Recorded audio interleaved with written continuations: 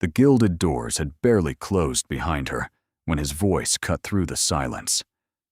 "Leave before the guests arrive." Seren Holloway turned slowly, pulse hammering against her ribs. Caius Ashford, Duke of Thornmere, stood in the arched doorway of the gallery, his face carved from stone. Candlelight caught the sharp planes of his jaw, the cold fury in his pale gray eyes. He looked exactly as she remembered him, exactly as he had looked for 7 long years. Untouchable, unreachable. A fortress wrapped in perfectly tailored evening clothes. She lifted her chin. "Good evening to you as well, Your Grace." He crossed the marble floor in 4 strides, close enough that she could smell sandalwood and something darker beneath it. Close enough that she had to tilt her head back to hold his gaze. Close enough that she could see the tension coiled in every line of his body, as if he were fighting some internal battle she could not begin to understand.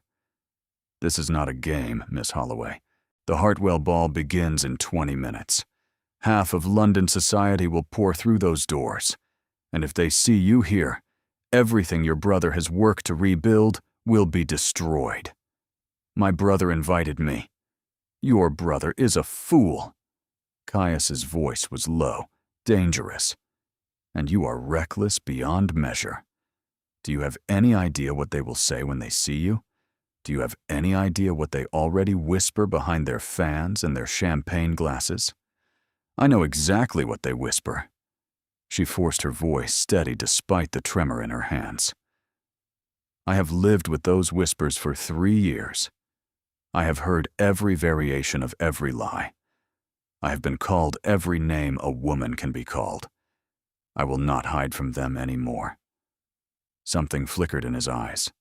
Pain, perhaps, or anger, or something else entirely, something she could not name. She could never tell with him. He had perfected the art of revealing nothing, feeling nothing, being nothing, but duty and ice and obligation. She had known Caius Ashford for 7 years, ever since Matthias had brought him home from Cambridge that first summer. He had been 24 then, already serious, already distant, already looking at her like she was a problem to be solved rather than a person to be known. He had spoken to her exactly 3 times that summer, once to inform her that her bonnet was crooked, once to suggest that her opinion on agricultural reform was charmingly naive, and once, at the end of his visit, to tell her brother that his sister was remarkably spirited for a young woman of her station. She had hated him immediately. She had hated him with a burning, passionate intensity that had not dimmed in 7 years. She had been 19. Foolish, bright with hope, and completely unaware that hope was a luxury she could not afford. "Your pride will ruin you," he said quietly. "It will ruin Matthias. It will ruin everything we have worked to build. My pride is all I have left, thanks in no small part to men like you who decided my worth based on lies they were too lazy to question." His expression tightened almost imperceptibly. "I never believed those lies." "No. You just acted as if they were true. You stopped speaking to me, stopped looking at me, treated me like I had ceased to exist the moment the scandal broke.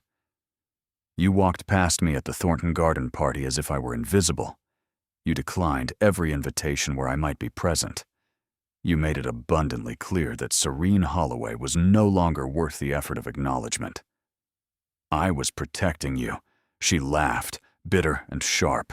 "Protecting me by pretending I was dead? How noble of you, Your Grace.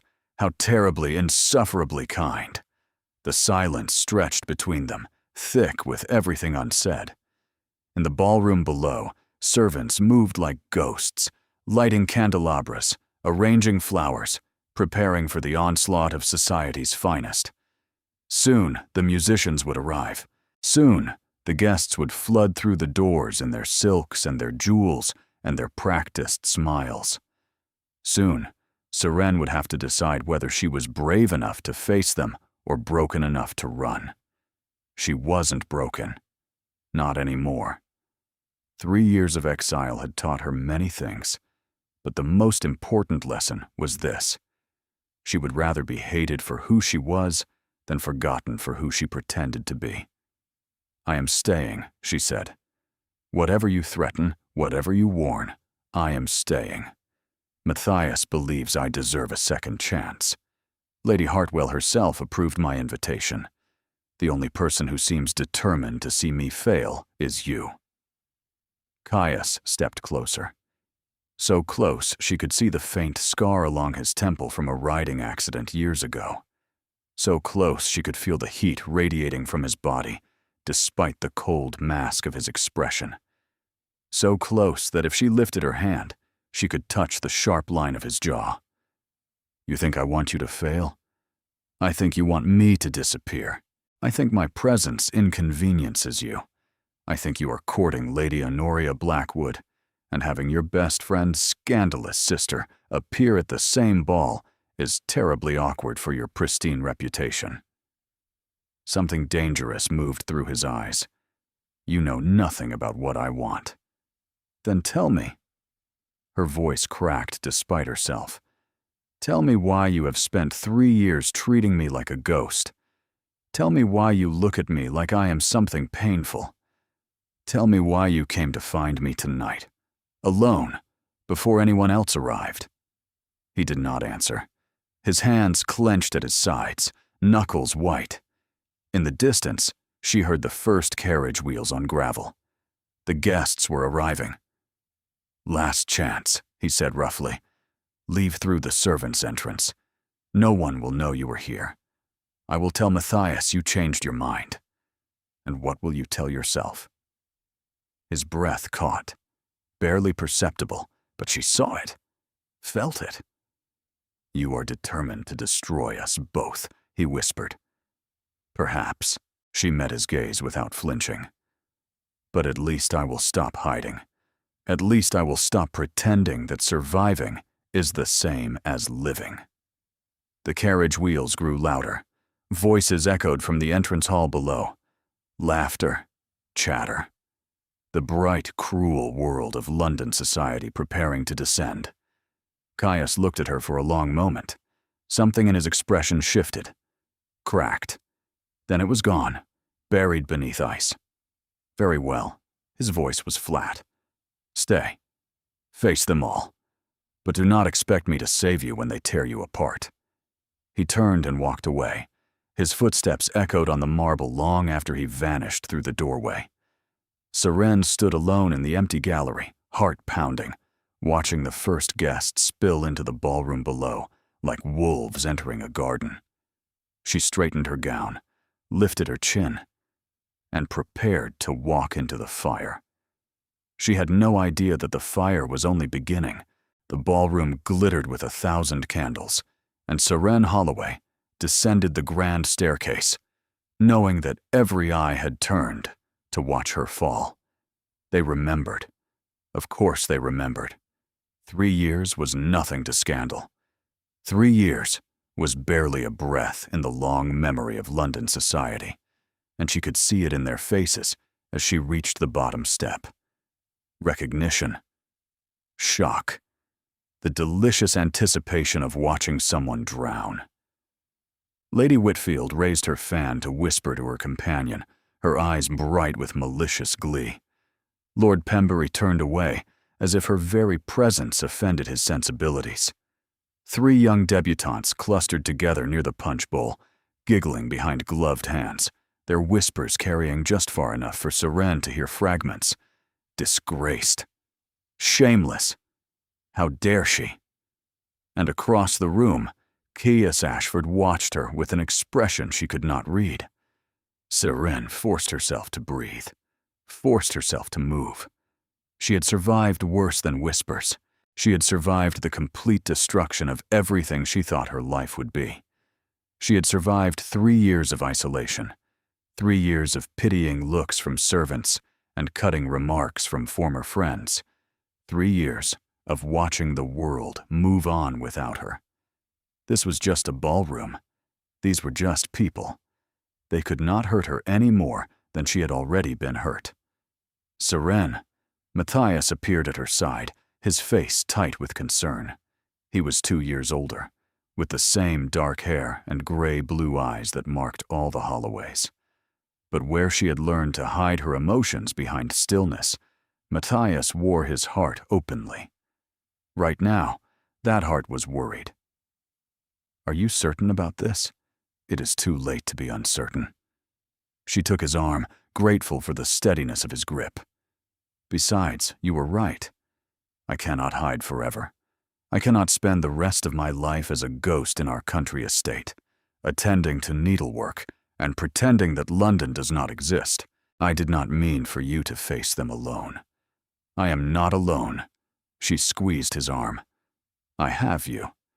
And Lady Hartwell has been extraordinarily kind. She did not have to invite me. She did not have to risk her reputation on a woman most of society considers ruined beyond redemption. Lady Hartwell believes in redemption." Matthias guided her toward a quieter corner of the ballroom. "But not everyone shares her generous spirit. Caius told me he tried to convince you to leave. Caius can go hang himself from the chandelier for all I care." Her brother's lips twitched. "That seems rather extreme. He told me I would ruin everything.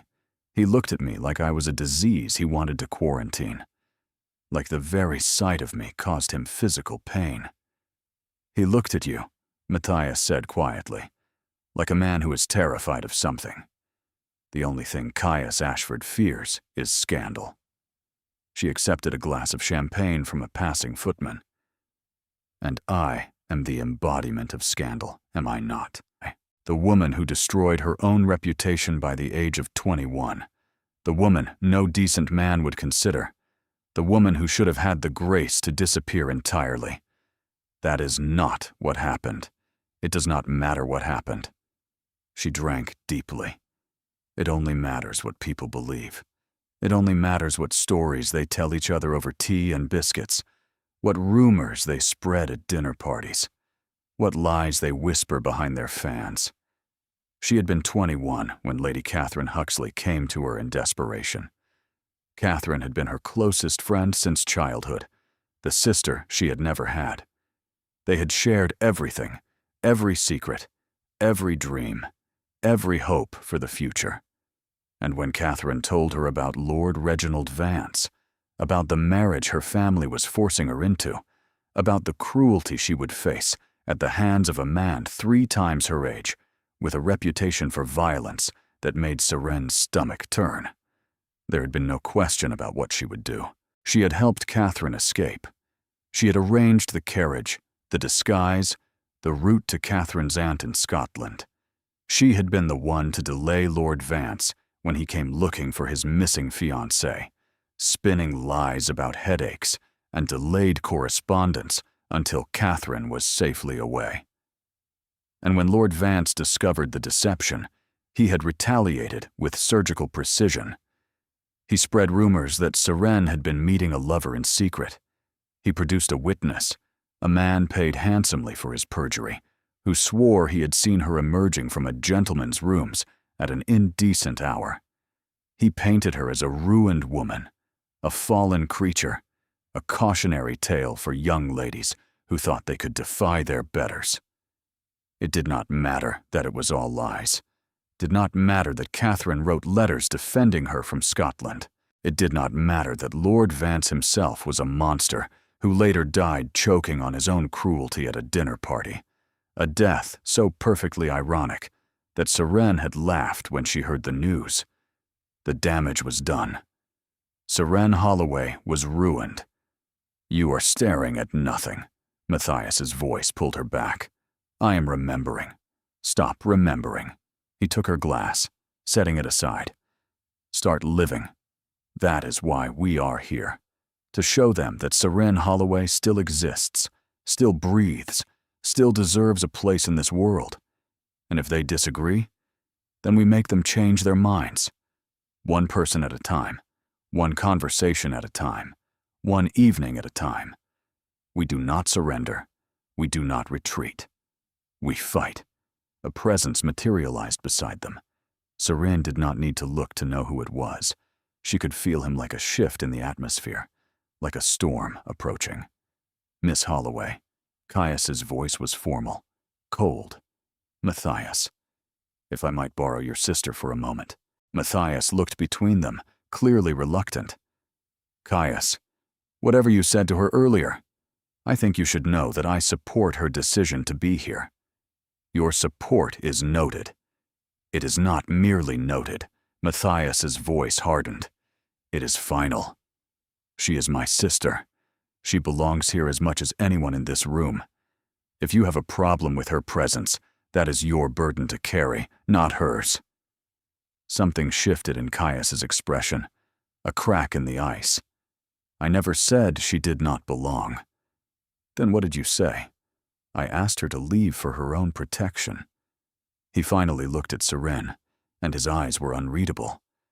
I was wrong. She stared at him. Wrong? I should not have asked you to hide. His face tensed with something like regret. I should have offered to stand beside you instead. Before she could respond, a new voice cut through the tension like a blade.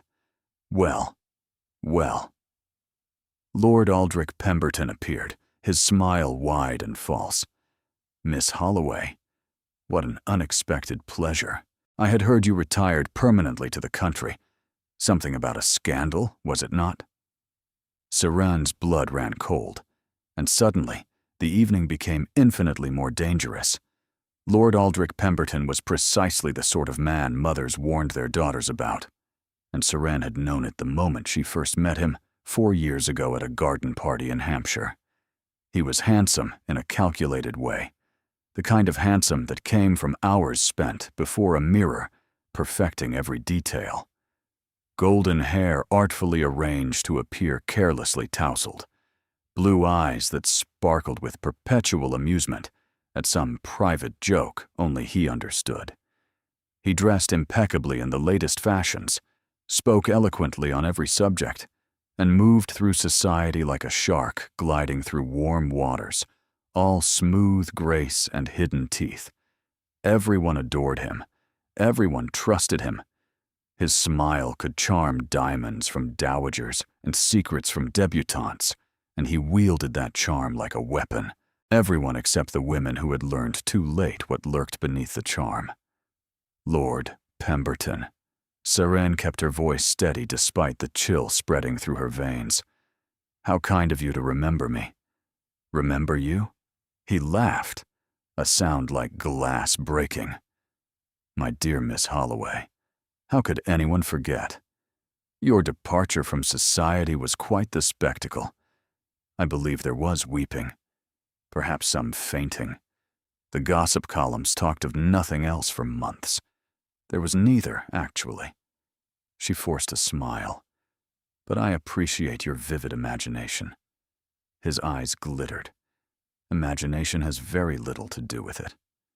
I was there, after all, at the Waverley Ball when Lord Vance made his accusations. Quite the performance you gave. So much passion, so much conviction. One might almost have believed you were innocent. She was innocent. Matthias stepped forward, his face flushed with anger. Lord Vance was a liar and a coward who used his influence to destroy a woman who dared to help his fiancée escape an abusive match. Everyone with any sense knows the truth. Allegedly abusive. Pemberton raised one eyebrow. Lady Catherine's account was never verified. And Lord Vance, God rest his soul, is no longer here to defend himself. How convenient for those who would speak ill of the dead. Lord Vance choked on a fishbone at his own dinner party, Seren said flatly. I hardly think his absence constitutes innocence. If anything, it suggests that even the universe found him intolerable. How morbid. Pemberton placed a hand over his heart in mock distress. And here I thought you had returned to society with a gentler disposition. Clearly the country has not softened your edges. If anything, exile seems to have sharpened them. Caius moved. It was subtle, just a slight shift in his stance. But suddenly he was positioned between Seren and Pemberton, like a shield she had not asked for. "I believe Miss Holloway's edges are none of your concern," Caius said quietly, "unless you are looking to cut yourself on them." Something flickered in Pemberton's eyes. Surprise, perhaps, or calculation. "My dear Thornmere, I meant no offense. I was merely expressing pleasure at seeing an old acquaintance. Miss Holloway and I were quite friendly once, were we not?" "We were never friendly," Seren said. "You danced with me once at the Marchmont ball. You spent the entire dance talking about your horses. I do not recall a single question about my interests, my opinions, or my existence as a human being." Pemberton's smile grew rigid. "I have excellent horses. I am sure you do." The air between them grew brittle as thin ice. Serene could feel eyes turning toward their little gathering, could feel the weight of attention pressing down on her like a physical thing. This was what she had feared. Not the whispers, not the sideways glances, but this. The direct confrontation, the careful cruelty disguised as conversation. The way men like Pemberton could wound with a word and walk away smiling, leaving their victims bleeding on the ballroom floor. Well, Pemberton adjusted his cuffs. "I shall leave you to your evening. Miss Holloway, I do hope your return to society is everything you dreamed it would be." He bowed with exaggerated courtesy and disappeared into the crowd. The moment he was gone, Seren released a breath she had not realized she was holding. "He is going to be a problem." Matthias's voice was grim. "He has friends everywhere, influence, connections that reach into every corner of London society. If he decides to make your presence here difficult, he could destroy everything before the night is over. I know. We should leave." Matthias reached for her arm. "Cut our losses. Try again another time when Pemberton is not here to interfere."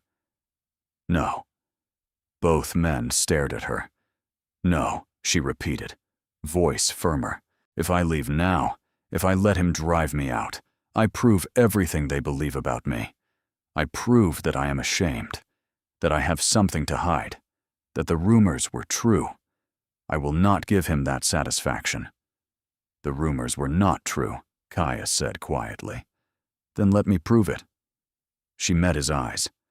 "You asked me to leave before the guests arrived. I refused. Now you are asking me to stay hidden in corners, while Pemberton controls the narrative. I refuse that too." "This is not about hiding," Matthias argued. "This is about strategy. Living to fight another day. I have been living to fight another day for 3 years." She turned to her brother, her chest constricting with emotion. "I am tired of waiting for another day. I am tired of being careful and quiet and invisible. I came here to reclaim my place in this world, and I will not let one poisonous man take that from me." Silence. Then Caius did something unexpected. He extended his hand. "Dance with me," he said. She stared at him. "What? If Pemberton wants to spread poison, let us give him something else to talk about. The Duke of Thornmere dancing with Seren Holloway. That will occupy the gossips far more than old scandals. You cannot be serious." Her heart was racing. "If you dance with me, people will assume you are courting me. They will assume all manner of things that will damage your reputation irreparably. Let them assume. Lady Honoria Blackwood is here, your intended. She is not my intended." Something burned in his eyes. She never was. Matthias looked between them, clearly bewildered. "Caius, what are you doing? What I should have done 3 years ago." Caius's hand remained extended, steady and sure. "I am choosing a side. Dance with me, Miss Holloway. Let me show them that you have allies." Seren felt her breath catch in her chest. This was madness. This was social suicide. This was everything she had told herself she did not want. But his hand was waiting, and his eyes were fierce, and somewhere across the ballroom, Lord Aldrich Pemberton was already whispering into eager ears. She placed her hand in his. "One dance," she said quietly. "That is all." "One dance," he agreed. But the way his fingers closed around hers felt like a promise, or perhaps a warning. And as he led her toward the center of the ballroom, Seren realized that whatever happened next, there would be no turning back. The waltz began, and Seren Holloway discovered that dancing with Caius Ashford was nothing like she remembered. 7 years ago, at her first season, he had danced with her exactly once. A duty dance, performed at Matthias's insistence and with all the enthusiasm of a man fulfilling an unpleasant obligation. He had held her at proper distance, spoken perhaps 3 words the entire time, and delivered her back to her brother with obvious relief the moment the music ended. She had spent the entire dance feeling like an obligation he could not wait to discharge, a task to be completed and forgotten. This was different. This was something else entirely. His hand at her waist was firm, almost possessive. His eyes never left her face, and when he pulled her into the first turn, she felt the strength in his arms like a current running through her body. He danced like he did everything else, with precision, with control, with an intensity that made her feel like she was the only other person in the room. "You are trembling," he said quietly. "I am not. You are." His thumb brushed against her spine through the silk of her gown. "Are you afraid of dancing?" "Hardly. Of what comes after." She did not answer, could not answer, because yes, she was afraid. She was terrified of what the morning would bring, what stories would spread, what new cruelties would be invented to explain why the Duke of Thornmere had chosen to dance with the most notorious woman in London. "People are staring," she said instead. "Let them stare. Easy for you to say.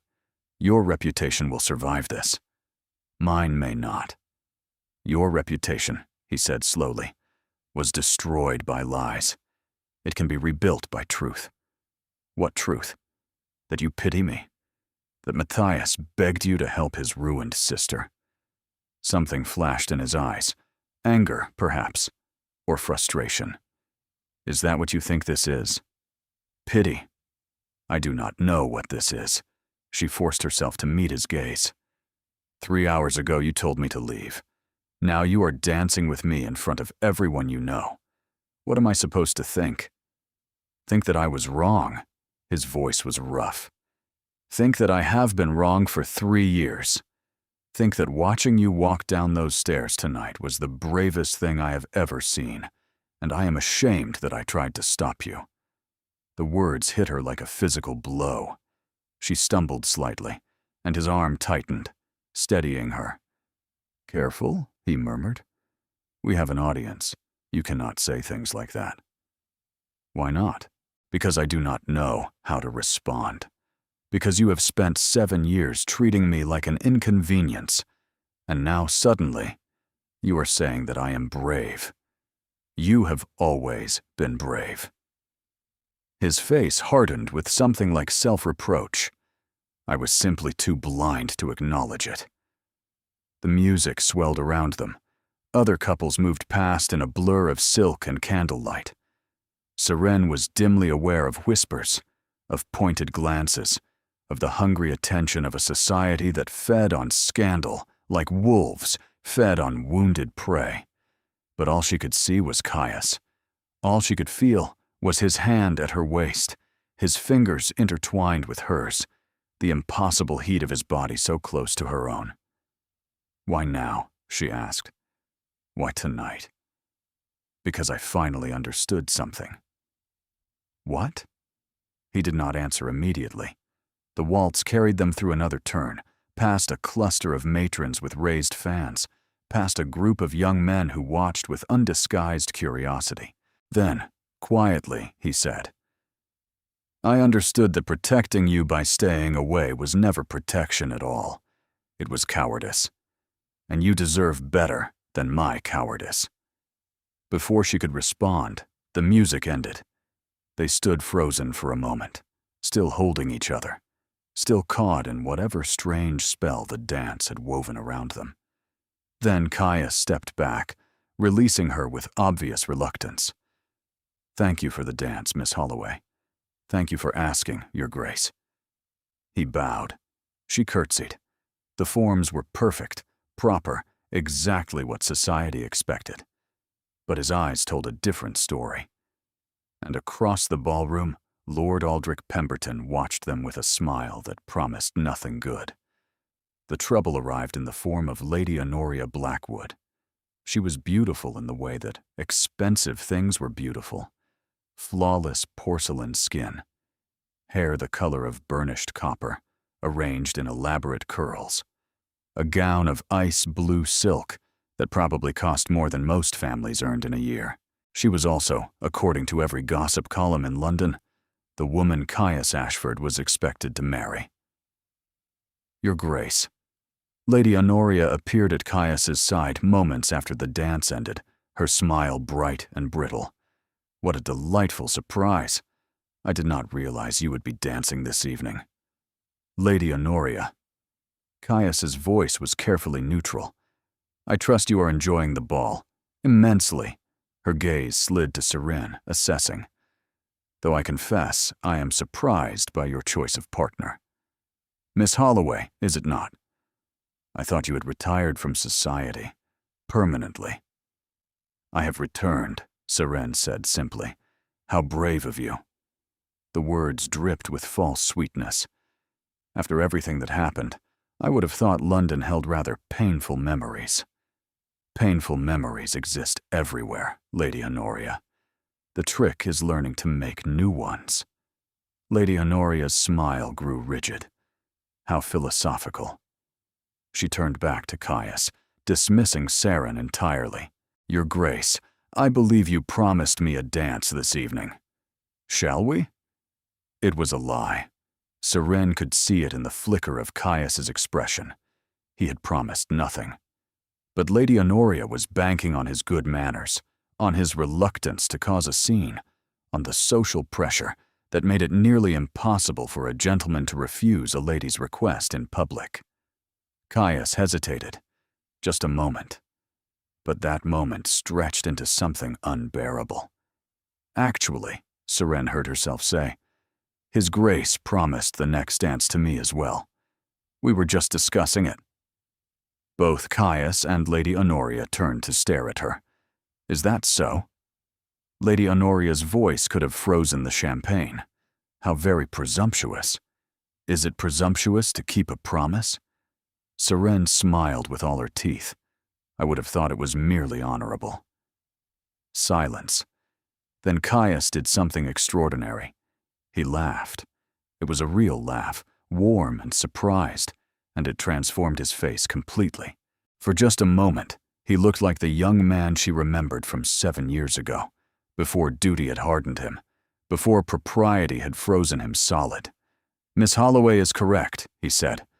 "I did promise her another dance. My apologies, Lady Honoria. Perhaps later in the evening."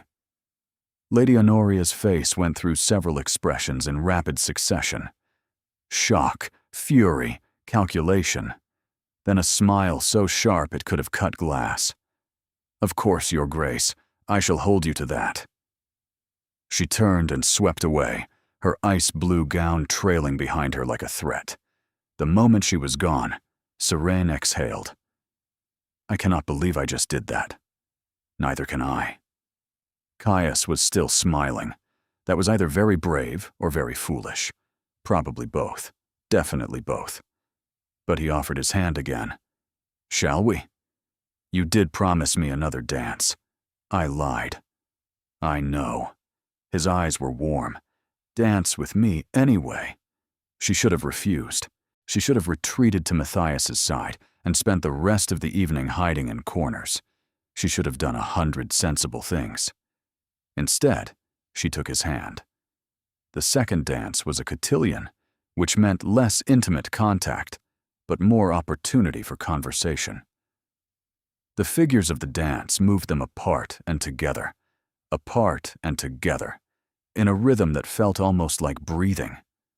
As they wove through the patterns, Seren found herself stealing glances at Caius, trying to reconcile the cold, distant man she had known for 7 years with this new version, who laughed and smiled and looked at her like she was something precious, something worth protecting, something worth choosing.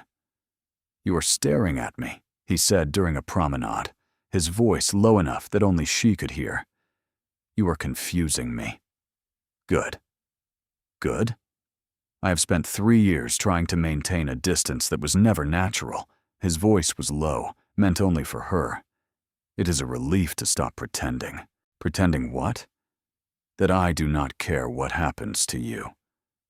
The words stole her breath. She stumbled through the next figure, and he steadied her with a touch that lingered too long to be proper. "You cannot say things like that," she whispered. "So you keep telling me. I mean it. People will notice. People will talk. People are already talking." He guided her through a turn. "They have been talking since the moment you walked through those doors. The only question is what story they will tell. And what story do you want them to tell?" He looked at her for a long moment. "The truth. Which is, I have not decided yet." The dance ended. This time, when they separated, Seren felt the loss like a physical ache. "I need air," she said abruptly. "Excuse me." She fled before he could respond, weaving through the crowd toward the terrace doors. She needed space, needed to think, needed to understand what was happening before she made a mistake she could not undo. The terrace was cool and dark, lit only by scattered lanterns. She leaned against the stone balustrade, breathing deeply, trying to slow her racing heart. Behind her, footsteps approached. She turned, expecting Caius. It was Pemberton. "Miss Holloway." He smiled, and the expression made her skin crawl. "I thought I might find you here. Hiding from your admirers?" "I am not hiding." "No." He moved closer. It certainly looked like hiding. "One moment you were dancing with Thornmere. The next, you vanished like a ghost. I needed air." "The ballroom is quite warm," he agreed pleasantly. "All those candles, all those bodies, all that pretense." Something in his tone made her stiffen. "What do you want, Lord Pemberton?" Direct as always. He leaned against the balustrade beside her, too close. "I want to offer you some friendly advice. I doubt we share the same definition of friendly." "Perhaps not." His smile widened. "But I think you will want to hear this anyway. I sincerely doubt it. It concerns Thornmere." He paused, watching her face. "And the real reason he is suddenly paying you so much attention." Serene's stomach dropped. "I do not know what you mean. Do you not?" Pemberton's voice was silky. "You are not a fool, Miss Holloway, whatever else you may be. Surely you have wondered why the most eligible duke in England would suddenly attach himself to a woman with no reputation, no fortune, and no prospects. Perhaps he simply enjoys my company. Perhaps," Pemberton laughed softly, "or perhaps he needs something from your brother. Something that requires your cooperation.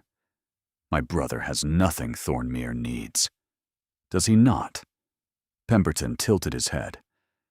"I have heard rumors about certain investments, shipping ventures, trade routes that require political connections to secure.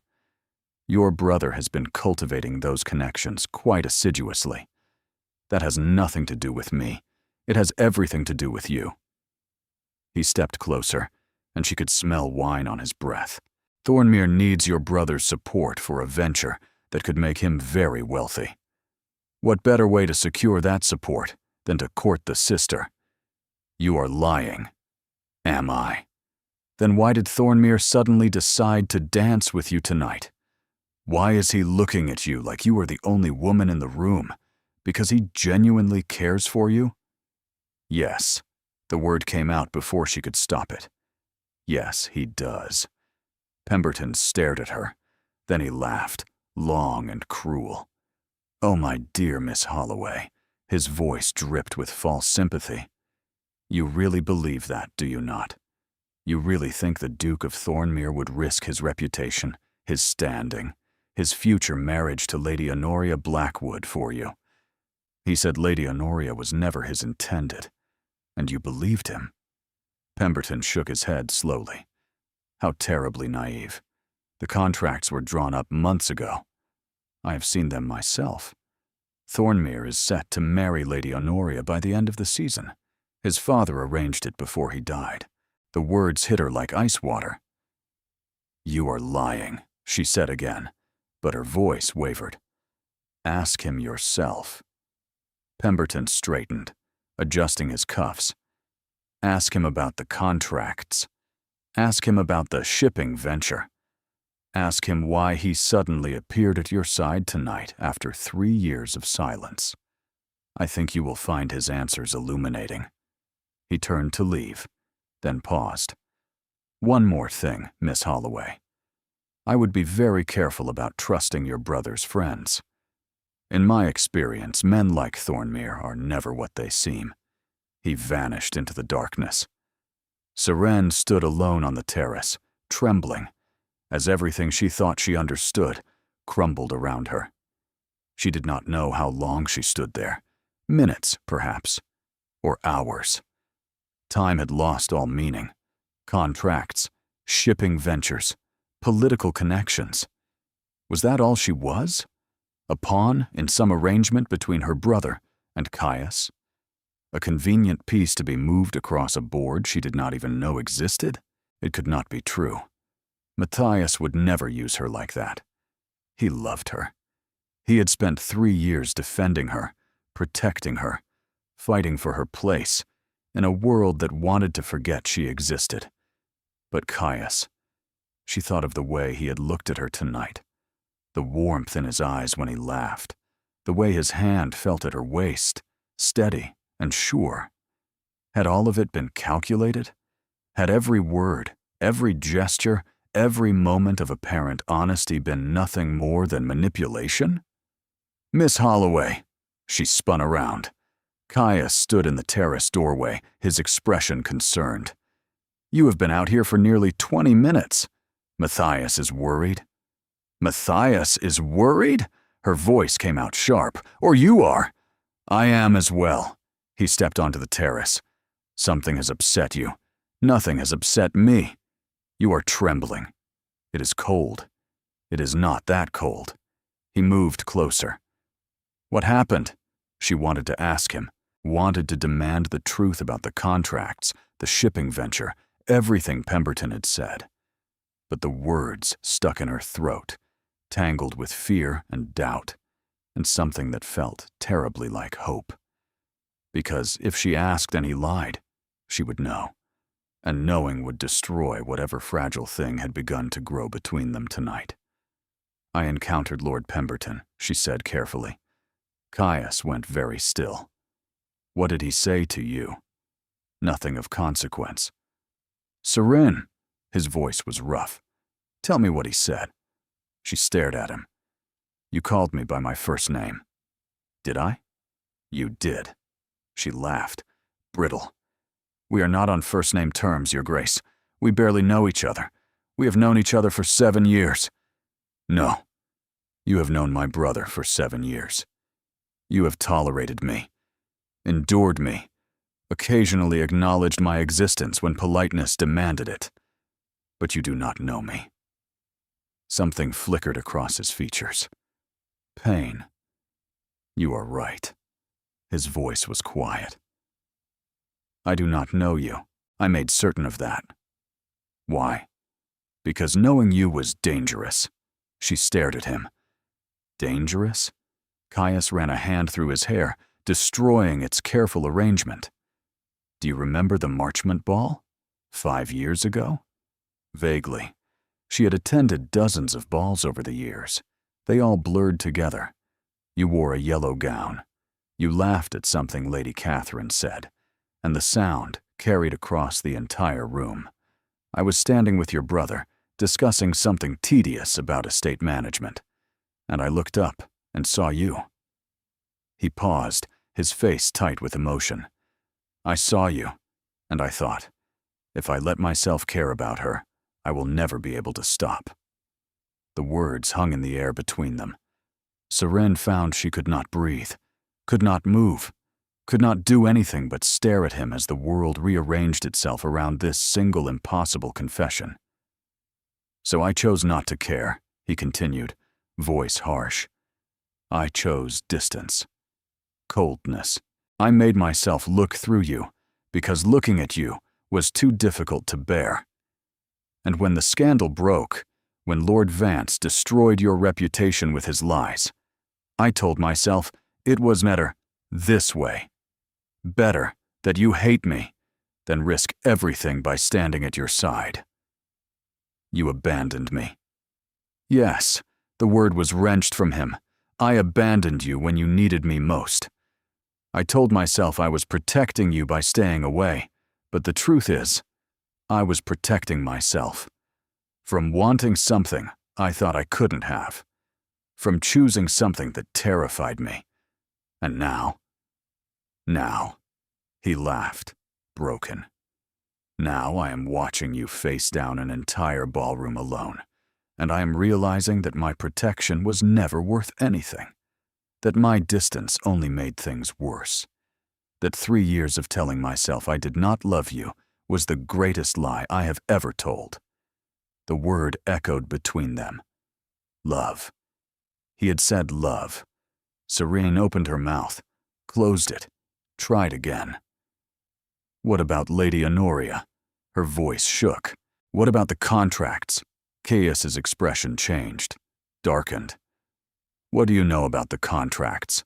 Pemberton told me. That you are bound to marry her by the end of the season. That your father arranged everything before he died. The silence that followed was long and terrible. Then, quietly, Caius said, Pemberton told you the truth. Most of it. The words hit her like a physical blow. So it is real. She stepped back. You are engaged to her. My father signed the contracts without my consent. I was not even in the country. I returned to discover that my future had been decided for me. But you did not refuse. I could not refuse without destroying my family's relationship with the Blackwoods entirely. There are debts, obligations. My father left the estate in disarray, and breaking the engagement would have financial consequences I am still trying to untangle. So you are going to marry her. He looked at her for a long moment. Then, slowly, he said, Ask me if I want to. Does it matter what you want? It matters more than anything. She should have walked away. Should have ended this conversation before it went any further. Should have protected herself from the devastation she could feel approaching. Instead, she asked, Do you want to marry Lady Honoria Blackwood? No. The word was immediate, absolute. I want to break the contracts. I want to tell the Blackwoods that I will not be bound by promises made without my knowledge. I want to choose my own future. And what future do you want? His eyes never left hers. I want a future where I wake up beside someone who challenges me, someone who makes me laugh, someone who walked into a ballroom knowing she would be torn apart and did it anyway, because she refused to hide anymore. His voice dropped. I want you, Seren. I have wanted you for 5 years, and I am done pretending otherwise. She was crying. She had not realized it until she felt the tears sliding down her cheeks, hot and silent. You cannot have me, she whispered.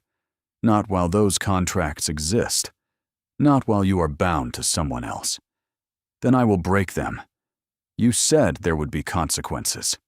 There will be. He stepped closer. I do not care. Your family's reputation. I do not care. Your fortune. Your standing. Everything you have worked to protect. None of it matters. His hands came up to cup her face, thumbs brushing away her tears. None of it means anything if I lose you. You never had me. Then let me earn you. His forehead pressed against hers. Let me prove that I am not the coward who abandoned you 3 years ago. Let me fight for you the way I should have fought from the beginning. And if you fail, then I will have failed trying to deserve you, which is more than I can say for the last 7 years. She wanted to believe him, wanted to trust the fierce certainty in his voice, the desperate sincerity in his eyes. But Pemberton's words echoed in her mind. Men like Thornmere are never what they seem. I need time, she said, to think, to understand what you are offering. Take whatever time you need. He released her face, stepping back. I have waited 5 years. I can wait longer.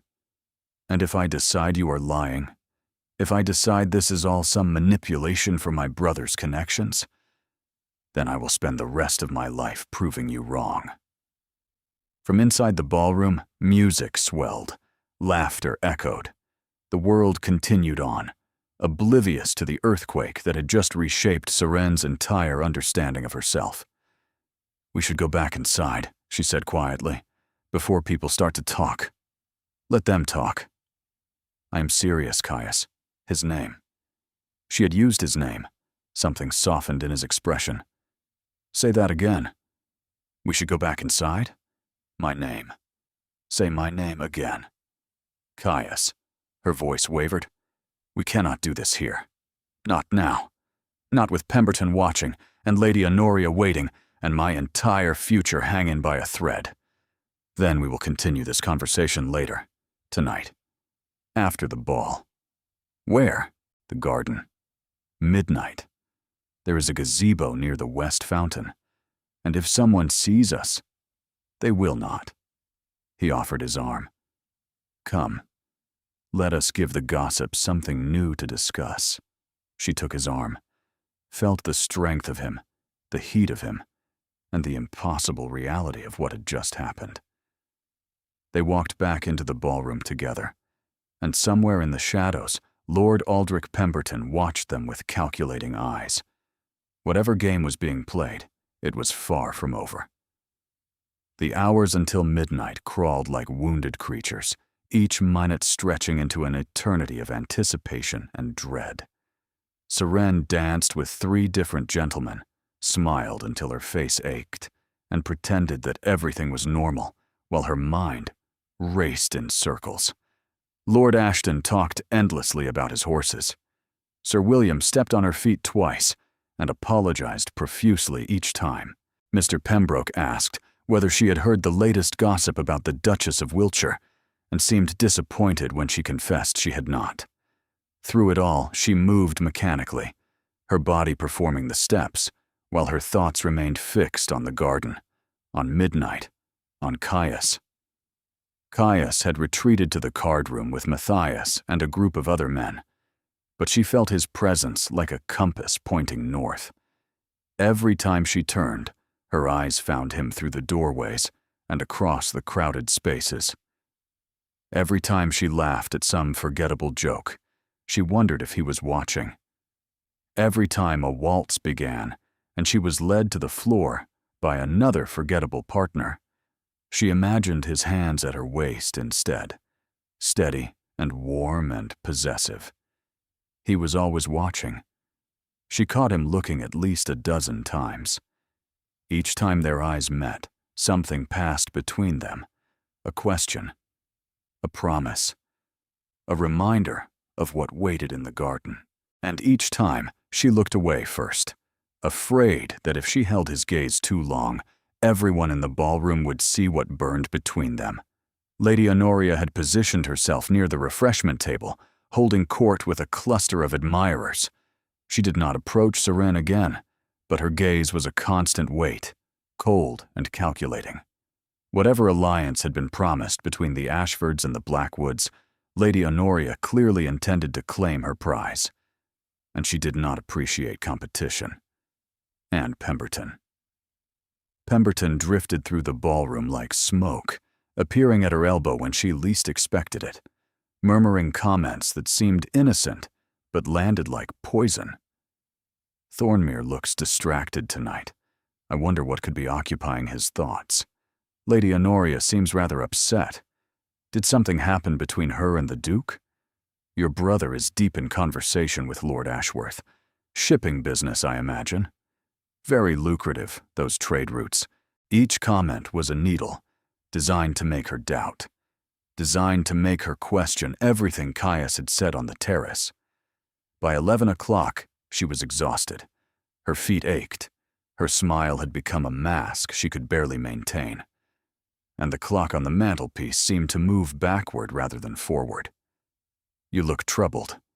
She turned to find Matthias at her side, his expression concerned. I am fine, she said automatically. You are lying. He guided her toward a quieter corner. You have been lying all evening. What happened with Thornmere? Nothing. Serene. She looked at her brother, at the worry etched into his features, and felt something crack inside her. Pemberton told me about the contracts, she said quietly, about Caius and Lady Honoria, about the shipping venture. Matthias's expression shifted, hardened. What exactly did he tell you? That Caius is bound to marry Lady Honoria by the end of the season, that the contracts were signed before his father died, that your investment in the shipping routes requires political connections that Caius can provide. She paused, her chest constricting painfully. That I am a pawn in some arrangement between you. Silence. Then Matthias said quietly, Pemberton is a snake who would sell his own mother for advantage.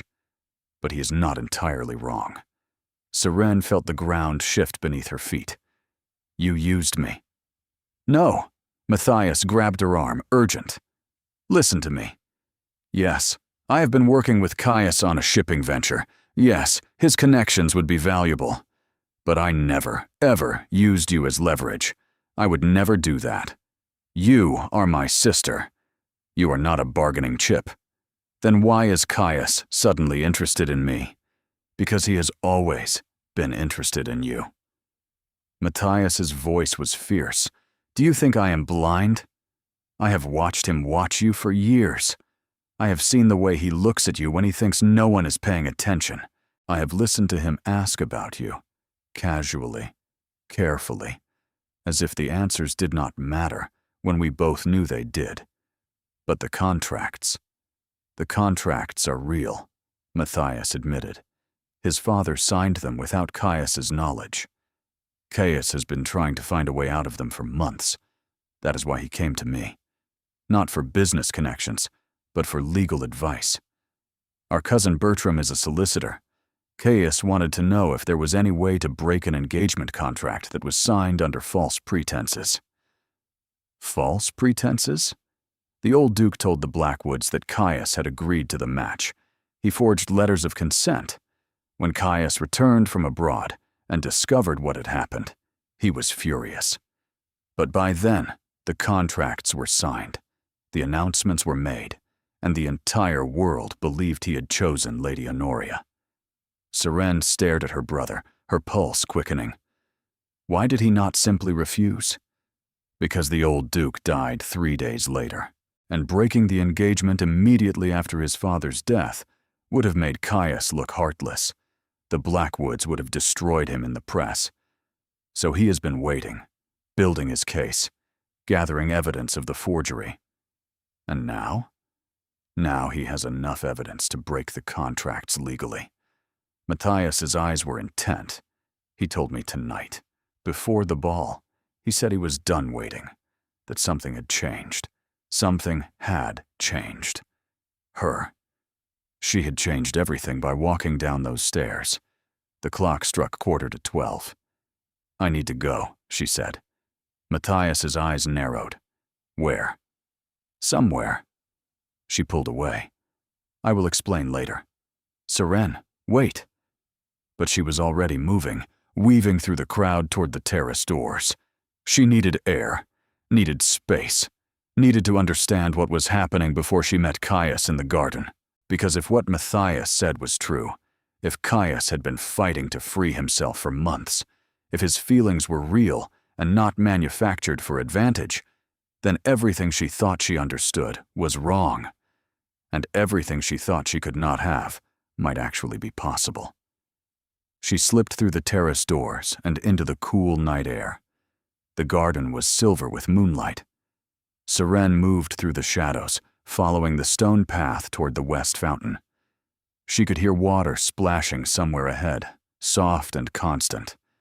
Her heart was pounding so hard she could feel it in her throat. What was she doing? What did she expect to happen?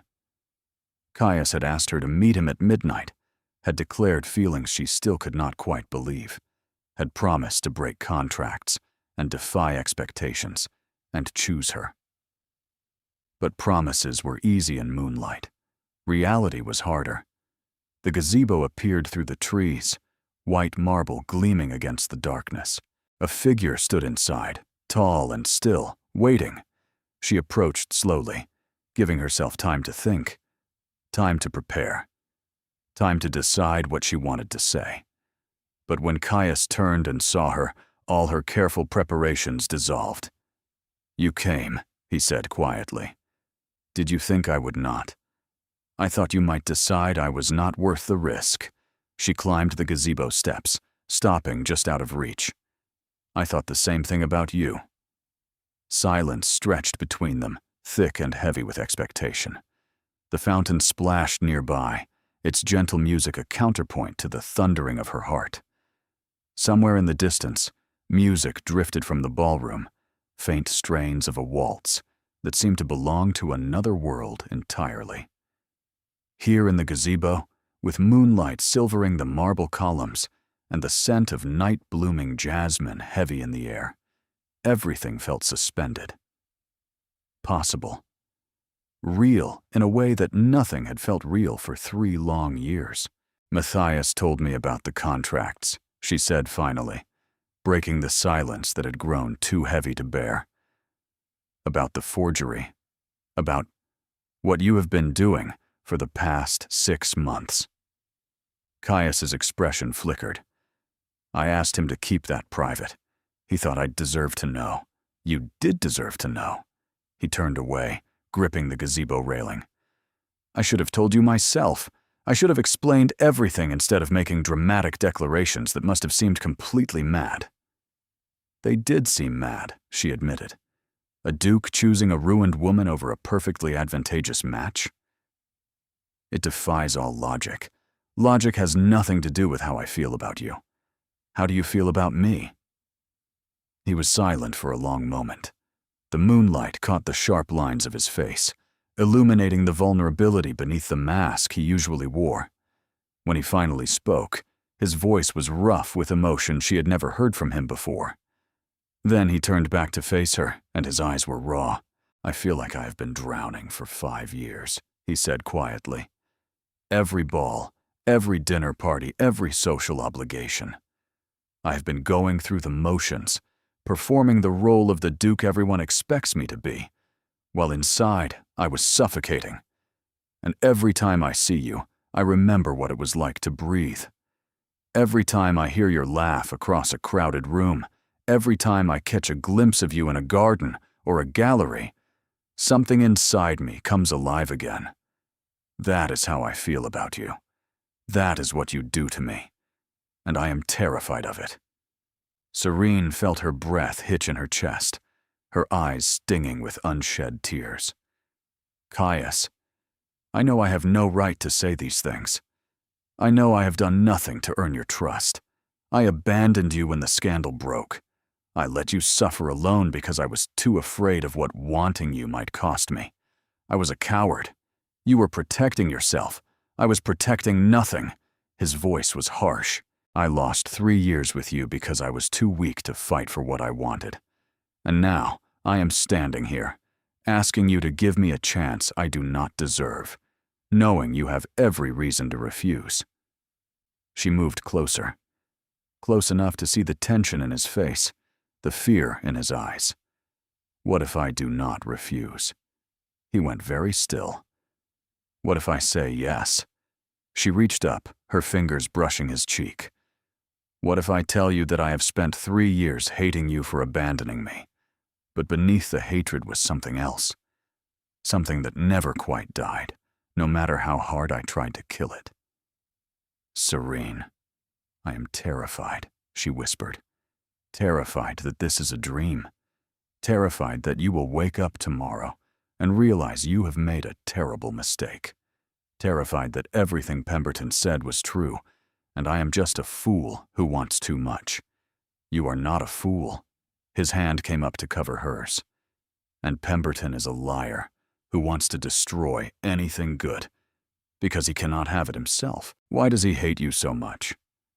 Caius hesitated. Then quietly he said, because I refused to help him destroy someone else 3 years ago. Someone he wanted to ruin for personal reasons. Who? Catherine Huxley. Serene's blood ran cold. Catherine? Pemberton wanted to marry her before she was promised to Lord Vance. When Catherine's family refused him, he blamed me. Said I had poisoned them against him. But you barely knew Catherine. I knew her enough to warn her father about Pemberton's gambling debts, about the women he had ruined, about the violence he was capable of when he did not get what he wanted. The words hit her like stones. Violence? Caius nodded, his face grim. There were rumors. Servants who had been dismissed for speaking out. A young woman who disappeared from society entirely after refusing his advances. Nothing that could be proven, but enough to make me warn Lord Huxley. So when Lord Vance destroyed my reputation, Pemberton saw an opportunity. He helped Vance spread the rumors, made certain they reached every corner of London society. He wanted to punish me by hurting everyone I cared about, including me, especially you. Caius's eyes were fierce because he knew, somehow, he knew that I cared about you, and destroying you was a way to destroy me. Serene's mind raced. 3 years of suffering, 3 years of exile and shame and loneliness, and behind it all, Pemberton, pulling strings she had never seen. Why did you never tell me? Because I had no proof, and because telling you would have meant admitting that I cared enough for Pemberton to use you against me. I was not ready to face that truth. And now? Now I do not care who knows. He gripped her hands, his fingers warm and sure around hers. I love you, Serene. I have loved you for 5 years. And if Pemberton wants to use that against me, let him try. I am done hiding. The clock in the distance began to strike midnight. The ball will be ending soon, Serene said quietly. People will be leaving. Let them leave. We should go back. Face them together. Or we could stay here. His thumb traced circles on her palm.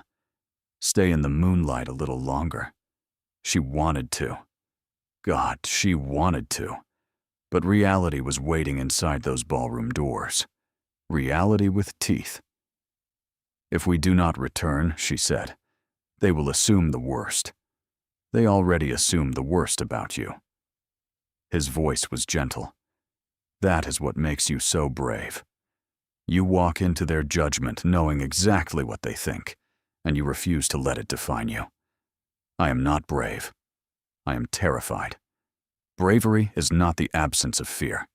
It is action, despite fear. He lifted her hand to his lips, pressing a kiss to her knuckles. And you are the bravest person I know. The last chime of midnight faded into silence. Will you come with me? She asked. Back to the ballroom? Yes. Will you stand beside me when they stare? I will stand beside you forever, if you let me. She looked at him in the moonlight. This man she had hated for 3 years. This man she had loved for longer than she wanted to admit. Then let us go, she said. Let us show them that Serene Holloway is not afraid anymore. They walked back through the garden together, hand in hand. And for the first time in 3 years, Serene felt something like hope blossoming in her chest. They did not make it to the ballroom.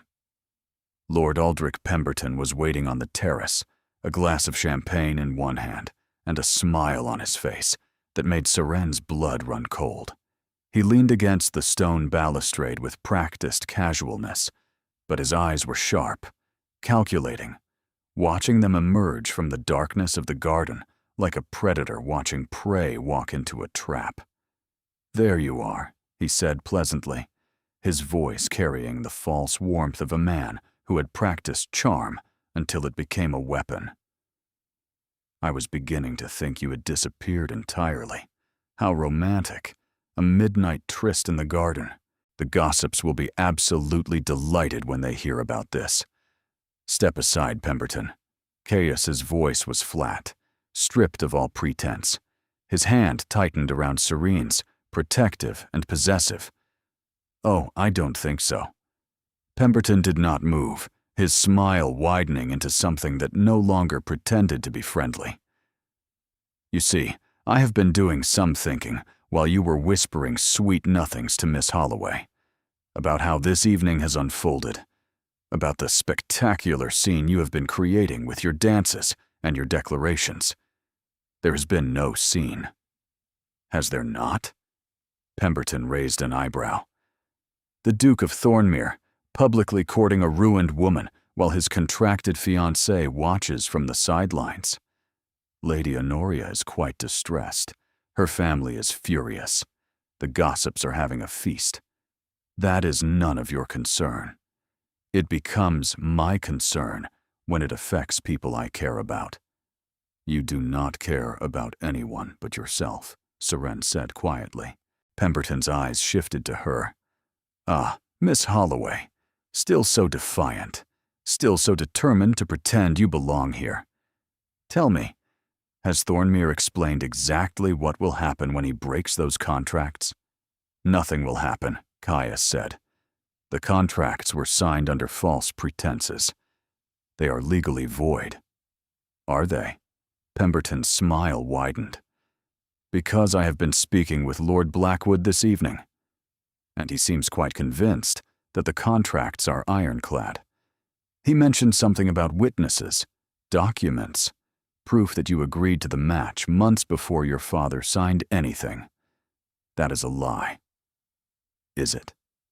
Pemberton swirled his champagne. Lord Blackwood seemed very certain. He even mentioned a letter, written in your own hand apparently, expressing your enthusiasm for the match. Caius went very still. "There is no such letter," he said quietly. "Lord Blackwood believes there is, and when he produces it tomorrow, I imagine it will be quite difficult to claim the contracts were signed without your consent." Seren felt the ground shifting beneath her feet. A forged letter, more lies, more manipulation, and Pemberton at the center of all of it. "You forged it," she said, "just like you helped Lord Vance spread lies about me. You are the one who has been manipulating everything. Careful, Miss Holloway." Pemberton's voice was soft, dangerous. "Accusations without proof are a hazardous business. You of all people should know that." "What do you want?"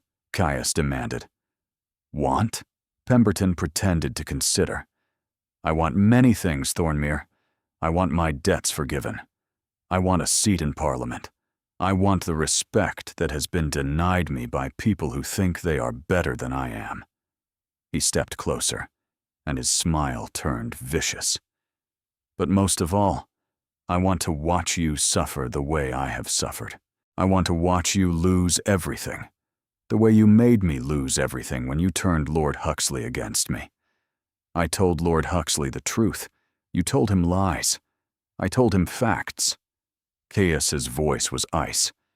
"You are a predator, Pemberton. You destroy anyone who refuses to give you what you want. And I will not let you destroy her. How noble." Pemberton glanced at Serene. "But I am afraid it is already too late. The letter will be produced tomorrow. The Blackwoods will demand satisfaction. And you, Thornmere, will have a choice. Marry Lady Honoria as contracted, or face complete social and financial ruin." "There is a third option," Caius said quietly. "Is there?" "I could destroy you first." The words hung in the air, sharp as broken glass. Pemberton's smile flickered. You would not dare. You have spent 3 years trying to hurt the people I care about. Caius stepped forward. You helped ruin Serene's reputation. You forged documents to trap me in a marriage I never agreed to. You have lied, manipulated, and schemed your way through society like a disease. Careful, Thornmere. I have been careful. His voice was deadly calm. I have been gathering evidence for months. Witnesses who will testify to your crimes. Documents proving your involvement in Lord Vance's campaign against Serene. Letters you wrote to Lady Catherine's family, threatening them if they did not surrender her to Vance's control. You cannot prove any of that. I can prove all of it. Caius pulled a folded paper from his coat. This is a sworn statement from your former valet, the one you dismissed last year for knowing too much. He has been very cooperative. Pemberton's face went white. You have until dawn to leave London, Caius continued. If you are still here when the sun rises, I will deliver this evidence to the magistrate. Every lie you have ever told will be exposed. Every crime you have ever committed will be documented, and you will spend the rest of your life in a prison cell, wondering how you lost everything. Silence. Serene watched Pemberton's expression cycle through shock, fury, and finally, something that looked almost like fear. This is not over, he said quietly. Yes, Caius said. It is. Pemberton stared at him for a long moment. Then he turned and walked away, disappearing into the darkness of the garden. Serene released a breath she had not realized she was holding. Is that true? She asked quietly. The evidence. The valet. Every word.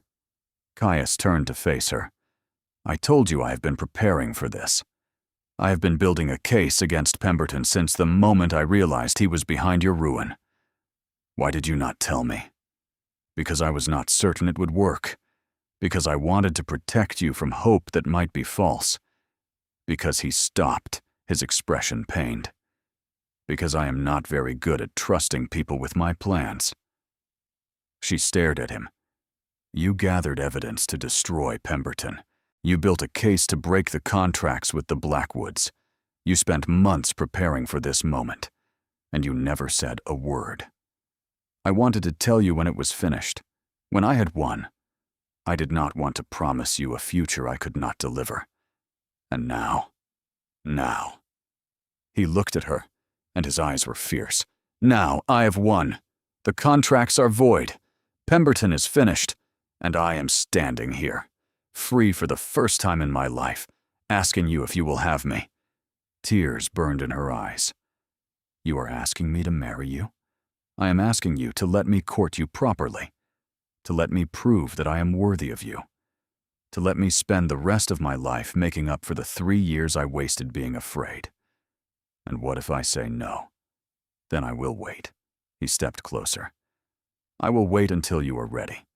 I will wait until you trust me. I will wait forever, if that is what it takes. The tears spilled over, hot and silent on her cheeks. You are impossible, she whispered. I am yours. His hands cupped her face, thumbs brushing away her tears. If you will have me. The ballroom doors burst open with a force that seemed to shake the very walls. Light spilled onto the terrace like a flood, harsh and unforgiving after the gentle darkness of the garden. Voices rose in shock and scandal, a chorus of gasps and exclamations that rippled through the crowd like stones dropped into still water. A crowd of faces appeared in the doorway, some curious, some horrified, some gleaming with the predatory excitement of people who sensed a scandal unfolding. Lady Honoria was among them, her expression twisted with fury, and something that might have been triumph, as if she had been waiting for exactly this moment. And in the center of it all, Lord Blackwood's voice cut through the noise like a blade. Thornmere. What is the meaning of this? Serene's heart stopped. For one terrible moment, she felt everything she had fought for slipping away. the whispers would start again. The judgment, the exile, 3 years of suffering about to repeat itself in an endless cycle of shame. But Caius did not release her. Instead, he turned to face the crowd, one arm sliding around her waist, holding her close, holding her steady. His touch was a declaration in itself, a message to every watching eye. She is with me. She is mine. And I am not ashamed. Lord Blackwood, he said clearly, his voice carrying across the terrace and into the ballroom beyond. I believe we need to have a conversation about your forged contracts. The words fell like stones into still water, and everything changed. The next hour was chaos. Lord Blackwood's face went purple with rage as Caius produced document after document, each one more damning than the last. The forged letter Pemberton had mentioned was indeed produced, and Caius's solicitor, who had been waiting in the wings for exactly this moment, demonstrated conclusively that the handwriting did not match Caius's own. Lady Honoria wept beautifully in the corner, her mother patting her hand while shooting daggers at Seren. And through it all, Seren stood beside Caius, her hand in his, watching 3 years of pain unravel in a single evening. "This is outrageous," Lord Blackwood sputtered. "Absolutely outrageous." "What is outrageous," Caius replied calmly, "is that you attempted to trap me in a marriage using forged documents. I have statements from 3 witnesses who will testify that my father wasn't in sound mind when he signed those contracts. I have proof that the letters of consent were fabricated. And I have evidence that Lord Aldrich Pemberton was behind the entire scheme." Pemberton. Lord Blackwood's face went pale. "What does Pemberton have to do with this? He has been manipulating both our families for months." Caius's voice was ice. He wanted revenge against me for interfering in his pursuit of Lady Catherine Huxley. This was his way of getting it.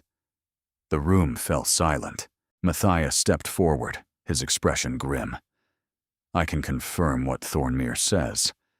Pemberton approached me 6 months ago, attempting to broker a business arrangement that would have given him access to my shipping routes. When I refused, he threatened to destroy my family's reputation. I believe his involvement with the Blackwood contracts was part of the same scheme." "This is preposterous," Lord Blackwood said, but his voice had lost its certainty. "You cannot expect anyone to believe that Pemberton orchestrated all of this." "I expect them to examine the evidence," Caius replied, "which I will present to the magistrate tomorrow morning, unless you would prefer to withdraw your claims now and avoid the scandal."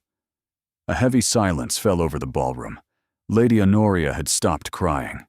Her mother had gone very still. Lord Blackwood's face was a mask of calculation, weighing his options, measuring the damage. Finally, slowly, he spoke. "Perhaps we were too hasty in our assumptions," he said stiffly. "Perhaps the contracts require further examination before any claims are made. I think that would be wise." Caius's voice was pleasant. "Very wise indeed." Lord Blackwood turned to his daughter. "Come, Honoria, we are leaving." Lady Honoria rose, her face blotchy with tears. She paused beside Seren, her eyes burning with hatred. "You think you have won," she said quietly. "But this is not over." "I think," Seren replied steadily, "and that you should be more careful about who you align yourself with in the future. Pemberton's schemes have destroyed more than one reputation tonight." Lady Honoria stiffened, her lips pressing into a thin line. Then she swept past, following her parents toward the doors. The moment they were gone, the ballroom erupted. Whispers became conversations. Conversations became exclamations. 100 people tried to make sense of what they had just witnessed, and in the center of it all, Seren stood with Caius's arm around her waist, feeling the weight of every gaze. But this time, the gazes were different. This time, they held something other than judgment. Curiosity, respect, even admiration. She had faced them all, and she had not broken. "You are trembling," Caius said quietly. "I think I am in shock. That is understandable." He pressed a kiss to her temple. "You were magnificent. I did not do anything. You stood beside me. That was everything." Lady Hartwell appeared before them, her face wreathed in the most satisfied smile Serene had ever seen. The older woman's eyes sparkled with delight, and she clasped her hands together like a child who had just witnessed something wonderful. "Well," she said brightly, her voice carrying just far enough for the nearest guests to hear, "that was the most entertaining ball I have hosted in 20 years, possibly 30. Miss Holloway, you must promise to attend every event I hold from now on. I cannot possibly manage another season without your particular talent for creating excitement." "I am not certain I can survive another evening like this one," Serene admitted, still trembling from the aftermath of everything that had happened. "Nonsense." Lady Hartwell patted her cheek with genuine affection. "You are stronger than you know, my dear. You walked into this ballroom knowing exactly what they thought of you, knowing every cruel word that would be whispered behind your back, and you did not falter. You did not hide. You stood in the center of the storm and refused to break. That takes a kind of courage most of these people will never understand. And you have excellent taste in allies," she added with a pointed glance at Caius. She swept away to manage her other guests, leaving Saren and Caius alone in a bubble of stunned, exhausted silence. "What happens now?" Saren asked. "Now," Caius said, "we face whatever comes next. Together. And if society does not accept us, then society can go hang." He turned her to face him, his eyes fierce. "I am done caring what they think. I am done letting their opinions control my life. The only opinion that matters to me is yours." "My opinion," she said slowly, "is that you are the most infuriating, complicated, impossible man I have ever known." That does not sound like a compliment. It is not. She reached up, her fingers tracing the line of his jaw. "It is the truth. You are infuriating. You are impossible. And I love you anyway." His breath caught audibly. "Say that again." "I love you." Her voice trembled. "I have loved you for years, even when I hated you, even when I thought you had abandoned me, even when I was certain you felt nothing for me at all. I have never felt nothing for you." His forehead pressed against hers.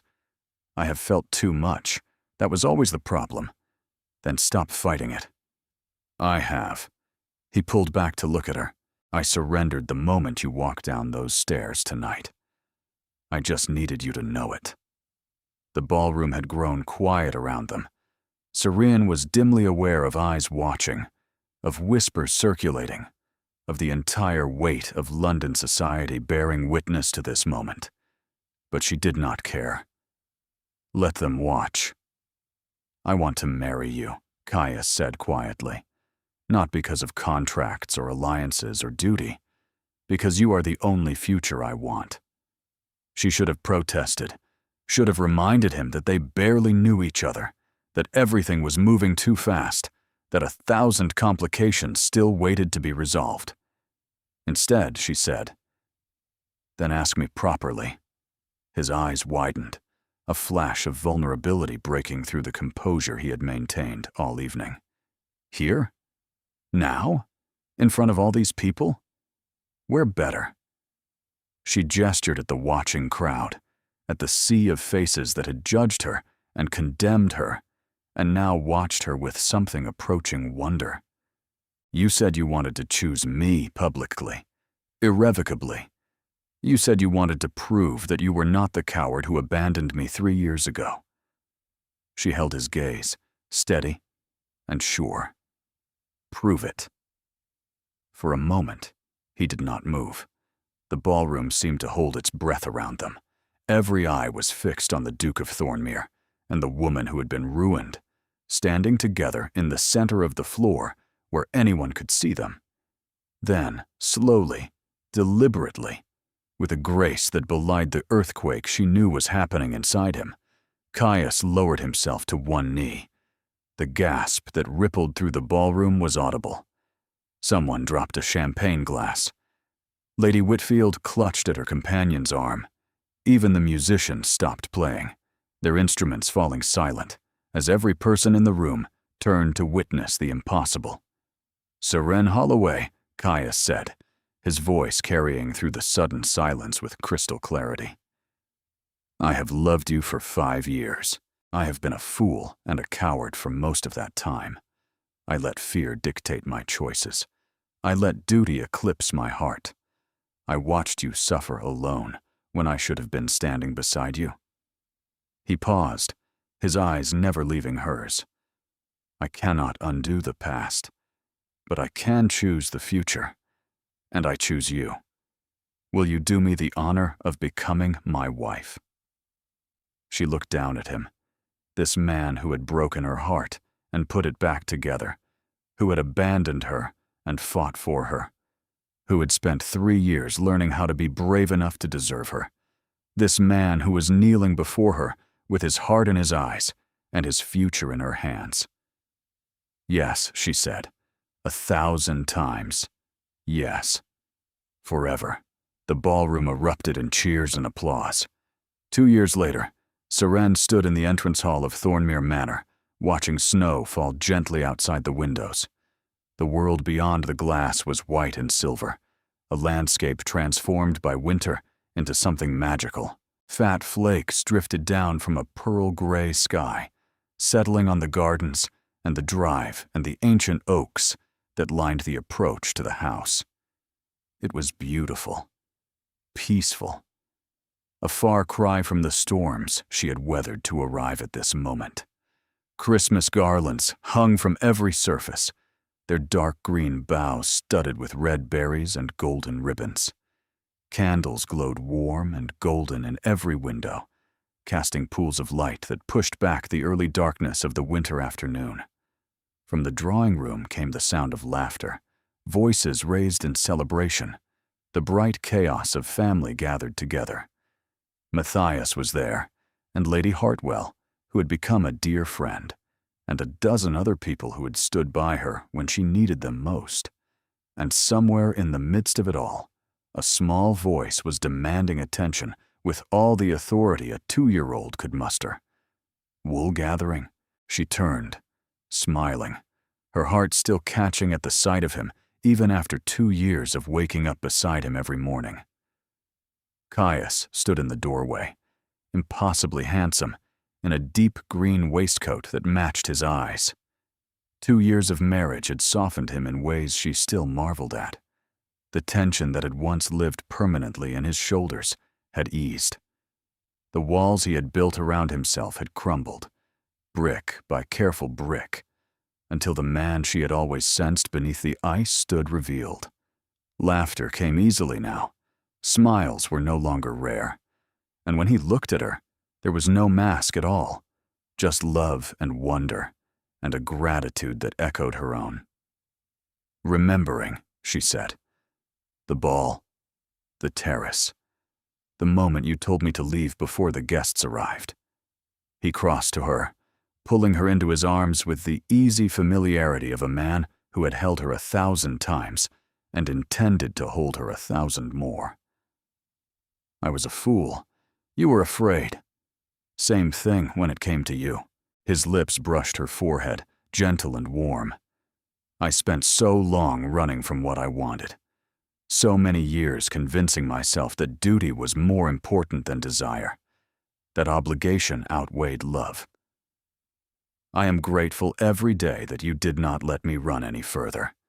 I am grateful that you were brave enough for both of us." From the drawing room, Matthias's voice rose in mock indignation over something Lady Hartwell had said.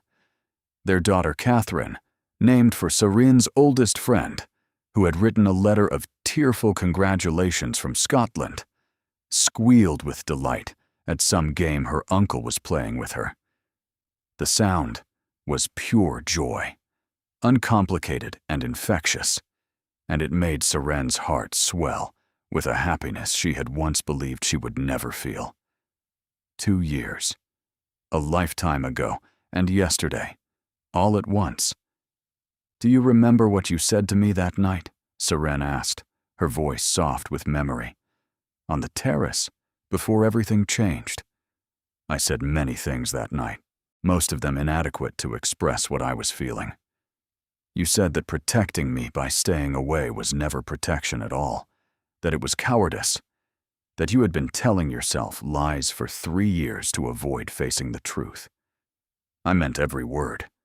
His voice was quiet, rough with emotion even now. "I know."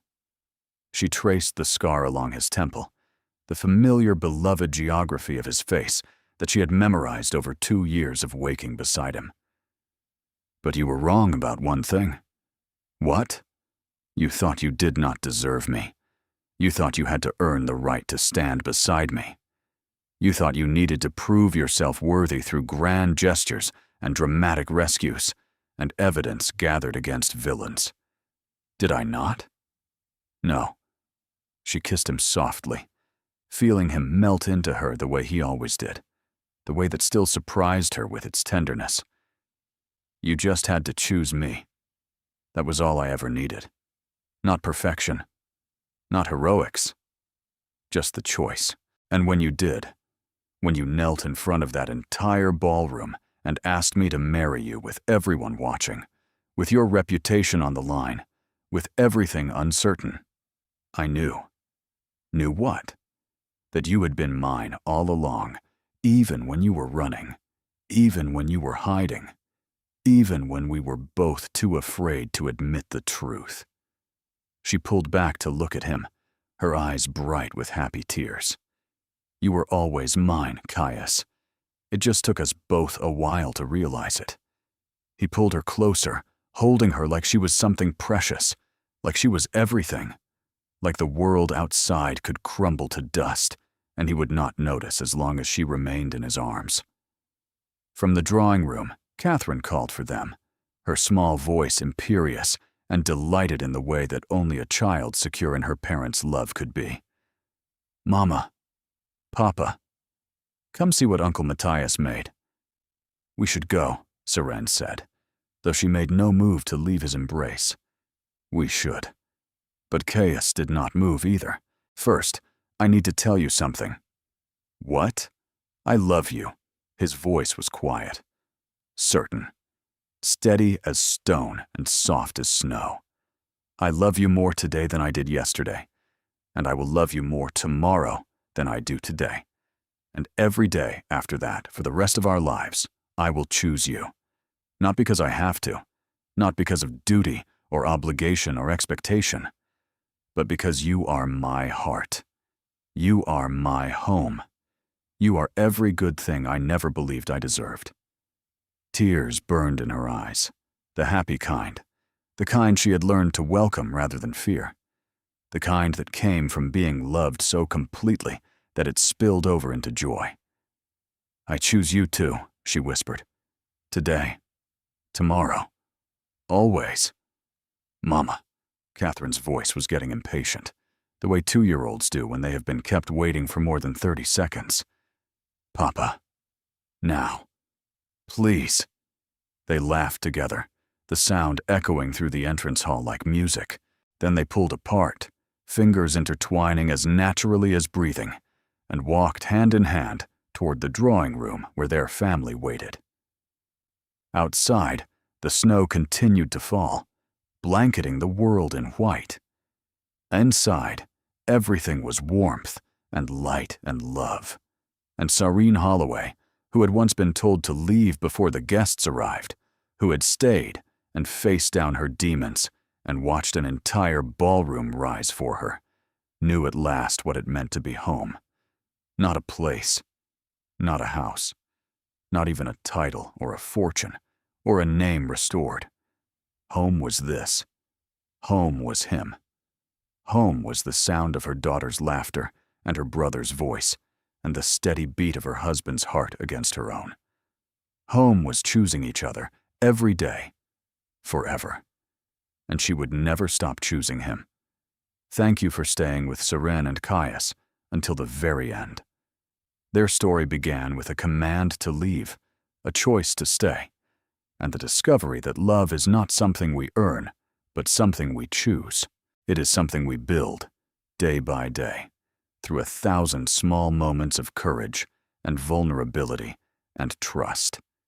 And if you are not subscribed yet, tap that subscribe button, because there are more stories waiting. More impossible loves, more hard-won choices, more moments that remind us why we believe in happily ever after. Thank you for being here. You are the reason these stories exist. And until next time, remember that you deserve a love that chooses you. Always.